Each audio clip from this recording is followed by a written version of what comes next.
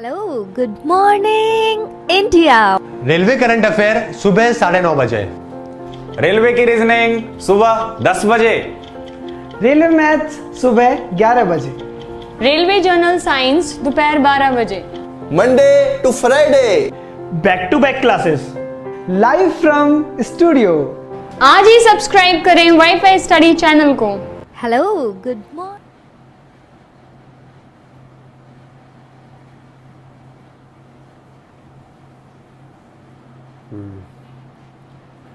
Hello friends, welcome to WiFi study changing the way of learning. स्वागत है आप सभी का इंडिया के number 1 study channel WiFi study में। तो दोस्तों, जैसा कि आपको मालूम है कि अभी आपके काफ़ी टाइम हो चुका है, आपके आरआरबी के लिए जो क्रैश कोर्स है ग्रुप डी के लिए वो स्टार्ट किया गया था। उससे पहले एएलपी का किया गया था। काफ़ी सक्सेसफुल रहा है ये पूरी की पूरी जो अपनी जर्नी रही है। एएलपी भी बहुत ज़्यादा क्वेश्चन बच्चों को और बहुत ज़्यादा फायदा मिला। ग्रुप डी भी आपको पता है, ना कभी संडे की छुट्टी ना कभी सैटरडे की छुट्टी, बिल्कुल रेगुलर आपके लिए क्लास लगाई गई है। जितने भी टॉपिक के आपके सवाल आ रहे हैं पेपर के अंदर, सबके एक क्वेश्चन के पीछे पूरा का पूरा टॉपिक जो है वो कवर करा जा रहा है, पूरे के पूरे आपको पढ़ाए जा रहे हैं। और ना सिर्फ आपके आरआरबी के अंदर, देश के सभी पेपर के अंदर ये आपके बहुत काम आएंगे दोस्तों। क्योंकि सिर्फ और सिर्फ ऐसा तो है नहीं कि आप आरआरबी गई ग्रुप डी गई फॉर्म भरोगे, और भी आपने जो एग्जाम देने वाले हैं सभी जगह बहुत काम आएंगे। तो जल्दी से अपने व्हाट्सएप के ऊपर शेयर कर दो कि क्लास स्टार्ट हो चुकी है। आने वाले 10 मिनट के अंदर अपन बहुत ही अच्छा पढ़ने वाले हैं। सिर्फ और सिर्फ आपको 2-3 लाइन याद करनी है और उसके अंदर आपको काफी सारी ऐसे अंतरराष्ट्रीय संगठन है, उनके मुख्यालय जो है वो आपको याद हो जाएंगे। चलिए स्टार्ट करते हैं विदाउट वेस्टिंग एनी टाइम। चलिए देखते हैं। देखिए, आपको ये लाइन याद करनी है। अगर आपको ये लाइन याद हो गई तो यकीन मान लो आपको कम से कम 5 से 7 जो है ना, 5 से 7 मुख्यालय है अंतरराष्ट्रीय संगठन के, उनके आपको याद हो जाएंगे। देखिए, जीने के लिए शरणार्थी खराब मौसम में श्रम करेंगे तो क्या होगा, उनका स्वास्थ्य भी सुधरेगा, उनका व्यापार भी बढ़ेगा और उनके गेट पे क्या होगा, रेड क्रॉस लग जाएगा। रेड क्रॉस कब लगाया जाता है? जब आप किसी की मदद करते हो। जब आप किसी की मदद करते हो तो रेड क्रॉस लगाया जाता है। ठीक है, तो यह बात आपको ध्यान रखनी है। अब आपको सिंपल सी ये लाइन याद रखनी है। जीने के लिए शरणार्थी खराब मौसम में श्रम करेंगे तो स्वास्थ्य और व्यापार दोनों अच्छा हो जाएगा और गेट पर रेड क्रॉस लग जाता है। इसका मतलब क्या है दोस्तों? इसका मतलब है कि जीने के लिए जिनेवा में कौन कौन से मुख्यालय हैं, ये सारे के सारे अपन कवर कर रहे हैं और आपको 7 मुख्यालय याद हो जाएंगे। एक साथ एक लाइन के अंदर आपको 7 मुख्यालय जो है वो आपको याद हो जाएंगे। जैसे कि आप देख सकते हैं, शरणार्थी का मतलब क्या है? विश्व शरणार्थी संगठन UNHCR। कहां पे हेडक्वार्टर? जेनेवा के अंदर। मौसम, जीने के लिए शरणार्थी खराब मौसम में क्या करेंगे? श्रम करेंगे। तो मौसम का मतलब विश्व मौसम विज्ञान संगठन, WMO, मेट्रोलॉजिकल ऑर्गेनाइजेशन बोलते हैं। कहां पे हेडक्वार्टर है? जेनेवा में। जीने के लिए शरणार्थी खराब मौसम में श्रम करेंगे, यानी कि विश्व श्रम संगठन ILO, international labour organisation, headquarter कहां पे? जेनेवा के अंदर। अगला है, जीने के लिए शरणार्थी खराब मौसम में श्रम करेंगे तो स्वास्थ्य और व्यापार दोनों अच्छा हो जाएगा। स्वास्थ्य मतलब है विश्व स्वास्थ्य संगठन WHO, व्यापार मतलब विश्व व्यापार संगठन वर्ल्ड ट्रेड ऑर्गेनाइजेशन, दोनों। गेट पे रेड क्रॉस लग जाएगा। गेट मतलब GATT और रेड क्रॉस आपको बताइए रेड क्रॉस सोसाइटी, इन सबके भी कहां पर है? जेनेवा के अंदर ही है। तो आपको सिर्फ और सिर्फ एक लाइन याद रखनी है और आपको सब कुछ इसमें याद हो जाएगा। ठीक है, समझ गए आप? सिंपल सी बात है, कोई इसमें दिक्कत नहीं आएगी।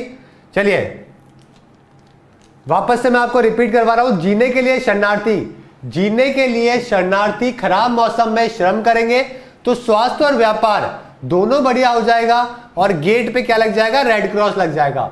जीने के लिए यानी कि जेनेवा की बात कर रहे हैं, शरणार्थी UNWHR, मौसम WMO, श्रम यानी कि इंटरनेशनल लेबर ऑर्गेनाइजेशन, स्वास्थ्य यानी कि विश्व स्वास्थ्य संगठन, विश्व व्यापार संगठन, GATT और रेड क्रॉस।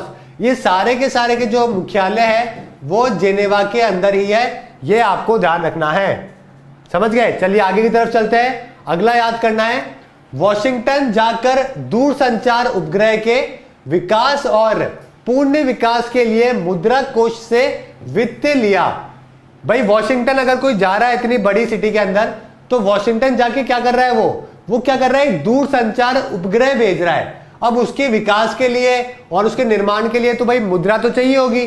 तो आपको मुद्रा के लिए आपने वहां से वित्तीय मदद ले ली। इसका मतलब क्या है कि वॉशिंगटन में जो जो हेडक्वार्टर है, मुख्यालय है, वो सभी अपन याद कर रहे हैं। वॉशिंगटन में दूरसंचार उपग्रह भेजना है, यानी कि अंतरराष्ट्रीय दूरसंचार उपग्रह संगठन वॉशिंगटन में है।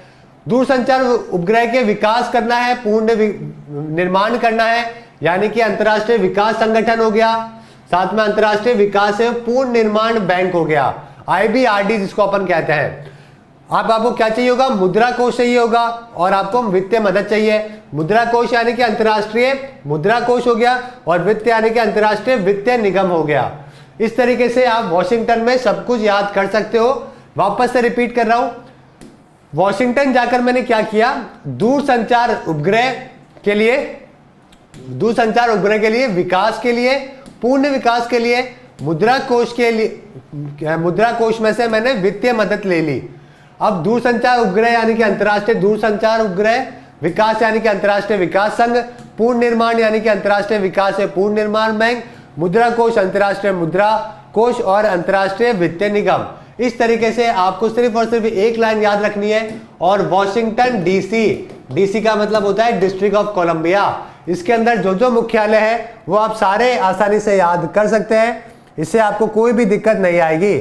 ठीक है, ओके, बिल्कुल सही है। इंग्लिश के लिए बोल रहे हैं मनप्रीत कौर। देखो इंग्लिश की सिंपल सी बात यार, अंतरराष्ट्रीय दूरसंचार यानी कि टेलीकम्युनिकेशन, ओके, टेलीकम्युनिकेशन ऑर्गेनाइजेशन हो गई। अंतरराष्ट्रीय विकास ये आपका हो गया इंटरनेशनल, ठीक है, डेवलपमेंट ऑर्गेनाइजेशन, ओके।